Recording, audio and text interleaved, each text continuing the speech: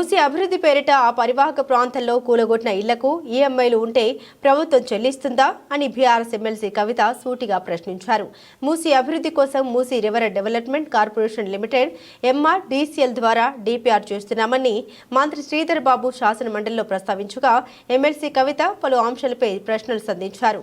మూసి నది విషయంలో DPR ఆధారంగా అంచనా వ్యయాలు ఉంటాయని ప్రభుత్వం చెబుతుంది. కానీ 4100 కోట్లు కావాలని ప్రపంచ బ్యాంకును ప్రభుత్వం ఆశ్రయించినట్లు మాకు నిర్దిష్టమైన సమాచారం ఉంది. ప్రపంచ బ్యాంకును ప్రభుత్వం ఆశ్రయించిన విషయం వాస్తవం కాదా? DPR తయారు కాలేదని ప్రభుత్వం ఈ రోజు సభకు చెప్పింది. ఏ తేదీన ప్రభుత్వం ప్రపంచ బ్యాంకు సహాయం కోరుతూ ప్రతిపాదనలు పంపించింది. మూసీ కోసం 14,100 కోట్ల వ్యయం అవుతుందని, నిధులతో పాటు అనుమతులు ఇప్పించాలని ఇటీవల సీఎం రేవంత్ రెడ్డి కేంద్ర మంత్రి కిషన్ రెడ్డిని ఏ ప్రాతిపదికన అడిగారు. ఒకవేళ కేంద్రాన్ని సహాయం కోరడం, ప్రపంచ బ్యాంకు సహాయం కోరడం వాస్తవమైతే సభను, ప్రజలను ఎందుకు తప్పుదోవ పట్టిస్తున్నారు? సభను తప్పుదోవ పట్టిస్తే అవసరమైతే ప్రివిలేజ్ మోషన్ను ప్రవేశపెడతామని కవిత హెచ్చరించారు. మూసీ నదికి సంబంధించి ప్రభుత్వం ఇచ్చినటువంటి ఆన్సర్లో నేను పాయింట్అవుట్ చేస్తా ఉన్నాను సార్. ఫస్ట్ పాయింట్లో చాలా క్లారిటీగా the estimated cost to be incurred for the project will be ascertained upon the finalisation of the detailed project report అని చెప్పారు సార్ వారు. అయితే దీనికి ఆపోజిట్గా నిర్దిష్టమైనటువంటి సమాచారం మా దగ్గర ఉంది సార్.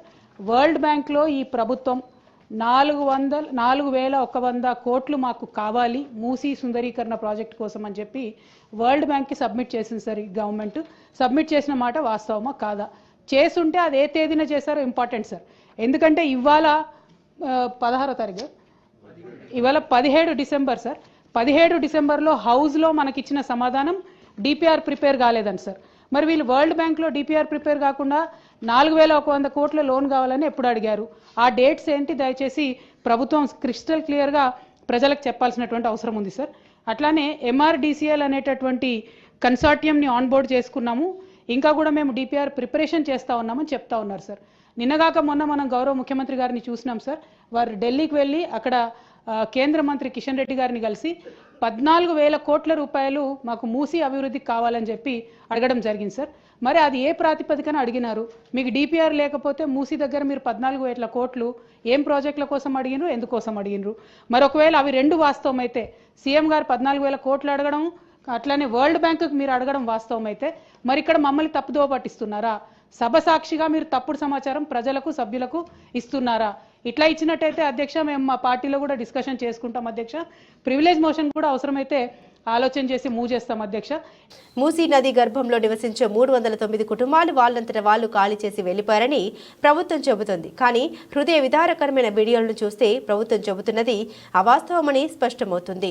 ఆ 390 కుటుంబాలు సమ్మతిస్తూ ఏమైనా పత్రాలపై సంతకాలు చేసి ఉంటే అవి సభకు అందించాలని ప్రభుత్వాన్ని డిమాండ్ చేస్తున్నాం. 181 కుటుంబాలు తామంతట తామే కూల్ చేసుకుని వెళ్లిపోయారని ప్రభుత్వం చెబుతుంది. ఇది వినడానికి కూడా హాస్యాస్పదంగా ఉంది. మూసీ నిర్వాసితుల విషయంలో మానవీయ కోణంలో ఆలోచించాలి అని కాంగ్రెస్ ప్రభుత్వానికి ఎమ్మెల్సీ కవిత సూచించారు. ఓన్లీ 309 కుటుంబాలు వాళ్ళు రివర్ బెడ్ ఏరియాలో ఉన్నారు కాబట్టి వాళ్ళంతటా వాళ్ళు ఖాళీ చేసి వెళ్ళిపోయారని చెప్పారు అధ్యక్ష.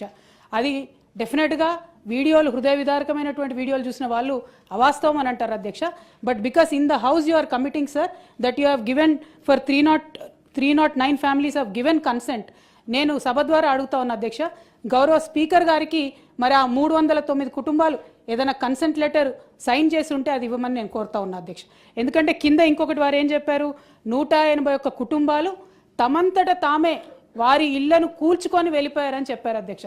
ఇది వినడానికి కూడా దారుణంగా చాలా హాస్యాస్పదంగా ఉంది అధ్యక్ష. మరి ఆ 181 కుటుంబాలు ఏదైనా కన్సెంట్ లెటర్ ఇచ్చాయా ప్రభుత్వానికి, ఉన్నదా అనేటటువంటి అంశం మేము అడుగుతా ఉన్నాం అధ్యక్ష. ఎందుకంటే ప్రజల్లోకి వెళ్ళినప్పుడు, మూసీ పరివాహక ప్రాంతంలో పర్యటన చేసినప్పుడు మరి అక్కడ బుల్డోజర్లు రావడం, కూల్చడం, హృదయ విదారకమైనటువంటి సన్నివేశాలు అందరం కూడా గమనించినాం అధ్యక్ష. మరి అవేమీ మెన్షన్ చేయకుండా ఈ 300 కుటుంబాల గురించే ప్రభుత్వం చెప్తా ఉంది కాబట్టి వారేమన్నా కన్సెంట్ ఫామ్ ఇస్తే మీ ద్వారా ఇవ్వవలసిందిగా నేను కోరుతా ఉన్నాను అధ్యక్ష. అల్టిమేట్గా మానవీయ కోణంలో ఆలోచించాలి అధ్యక్ష. ఏ పేదవాడైనా, గొప్పవాడైనా, ఎవరికైనా ఒక సొంత ఇల్లు ఉండాలని ఉంటుంది అధ్యక్ష. ఇవాళ వీళ్ళు కూలగొట్టినటువంటి ఇల్లు అధ్యక్ష, మరి ఈఎంఐలు ఎవరు కడతారని ఏడుస్తున్నటువంటి పరిస్థితి ఉంది అధ్యక్ష. ఆ విషయంలో ఏమైనా ప్రభుత్వం ఆలోచన చేసిందా? మరి కూలగొట్టిన ఇళ్లకు ఈఎంఐ ప్రభుత్వం కడుతుందా? ఈ 3 అంశాల మీద స్పష్టత ఇవ్వాల్సిందే కోరుతా ఉన్నాను అధ్యక్ష.